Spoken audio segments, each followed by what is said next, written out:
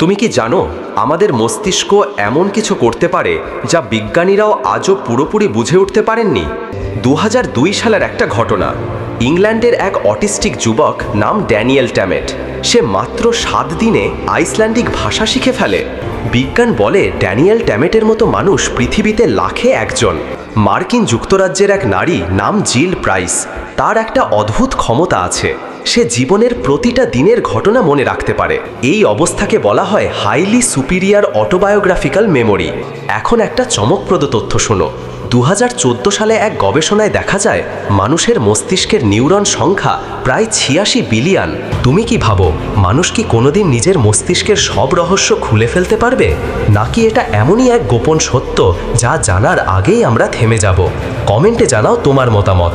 আর এমনই বাস্তব কিন্তু রহস্যময় সত্য জানতে চাইলে সাবস্ক্রাইব করো আমাদের চ্যানেল।